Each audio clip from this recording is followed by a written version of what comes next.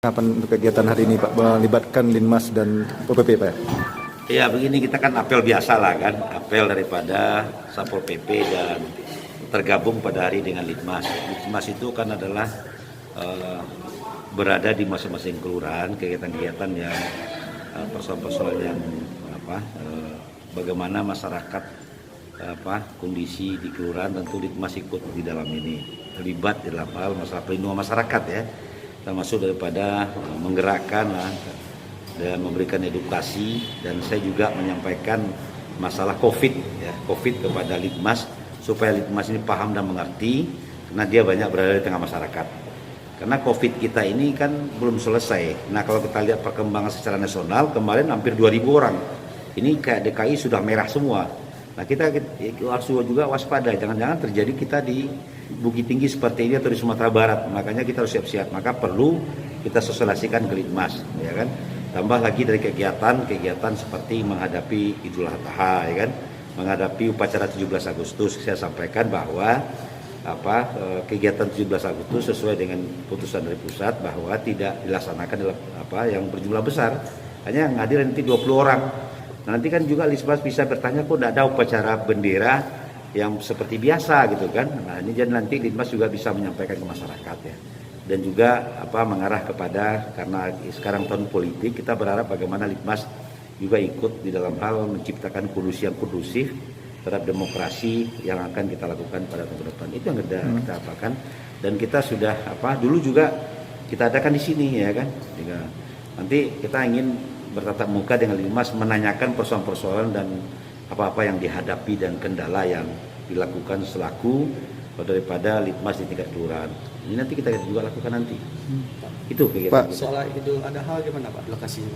Nah Idul Adha begini, tadi kita kan sudah mengizinkan masjid dan tetap kita berstandar kesehatan COVID ya, harus wajib pakai masker, bawa sajadah masing-masing. Nah juga pemerintah kemarin kita sudah putuskan akan kita adakan di lapang kantin, tapi standarnya standar kesehatan COVID.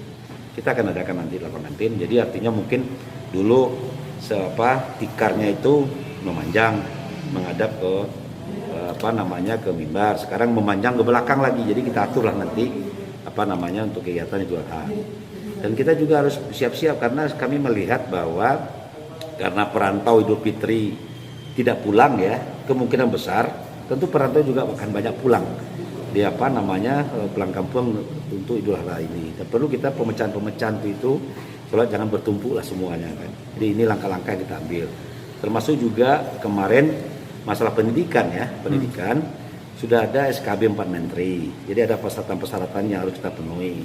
Jadi mana yang boleh yang sekolah bertatap muka, mana yang tidak. Kalau kita kan belum hijau lagi, kita masih ada yang positif ya. Walaupun yang tinggal hanya 2 orang ya. Sekarang sudah 19 orang yang sehat, yang satu masih diisolasi rumah sakit memutar. Nah, kita selalu harus waspada ini, mengkaji yang terburuk, jangan terjadi nanti lonjakan-lonjakan yang membahayakan kepada anak kita. Jadi dulu sebenarnya konsepnya sudah kita siapkan, guru harus kita suap, rombelnya kita kurangi, jam pelajar kita kurangi ya kan. Nah malah di SKB 4 Menteri ini SD nggak boleh sekolah, yang sekolah hanya SMP dan SLTA gitu kan. Dan itu pun ada yang harus kita ikuti. Tapi ternyata kita belum bisa untuk melaksanakan itu, ya kan, karena kita ikuti aturan dari pusat lah. Dan juga tanggap darurat pun diperpanjang. Jadi tanggap darurat provinsi sudah memperpanjang, kita pun memperpanjang mengikuti provinsi bahwa darurat COVID ini masih kita perlakukan, menunggu nanti keputusan presiden saja lagi kalau sudah menjadi aman semuanya. Jadi bagaimanapun saya tetap selalu mengimbau jangan lengah kita dalam hal ini. Ya, yang dikatakan new normal itu kan kegiatan yang biasa kita lakukan, ayo kita lakukan. Tapi kita harus pakai masker, cuci tangan dan lainnya. Ini yang perlu kita kembalikan, kita himbau-himbau lagi ke masyarakat supaya mau mematuhi itu. Kalau terjadi seperti jangan terjadi seperti Jakarta gitu kan. Itu kan bisa terjadi ditutup kota lagi kan. Jangan terjadi di kota kita ini. Kalau terjadi ya kan lumpuh lagi semuanya kan. Nah ini harus kita imbau dan tidak bosan-bosan ke masyarakat terhadap kesiapan kita menghadapi COVID ini. Oke? Pak, kalau sudah sembuh pasien yang positif itu akan dibuka tatap muka pelajar Pak? Ada aturan. Jadi artinya kalau sudah ada yang jalur hijau, ada rank waktunya. Ya 1 bulan dilihat dulu gitu kan. Kalau memang tidak ada lagi, kita persiapan kan. Nah, kalau dari KB 4 Menteri ini kan Januari harus yang diperkirakan bisa disekolahkan. Termasuk juga perguruan tinggi nggak kuliah juga kan, nggak kuliah juga. Jadi kita bukannya menghentikan ini, tapi kita harus mengikuti aturan yang ada lah. Pak, satu lagi Pak, tentang adanya oknum yang pemotongan BLT gimana Pak? Gimana? Pemotongan BLT. Oh, jadi begini, jadi kan kemarin kan saya minta laporan camat Pak Lurah, masalahnya di mana gitu kan. Itu ada oknum lah yang berulah gitu kan. Saya marah sekali kalau gitu kan, nggak boleh ya kan. Orang miskin itu harus kita perhatikan. Kenapa kok hak orang miskin dipotong ya kan? Berdosa itu nggak boleh kan. Harusnya kita tambah bukan dikurangi. Ini mungkin oknum-oknum barangkali ya. Jadi nanti Pak Lurah pun akan minta laporan tertulis ke saya dan nanti kan kita lihat masalahnya seperti apa. Tapi kemarin kan saya langsung tanya ke masyarakat yang penerima. Kamu harus jujur saya bilang.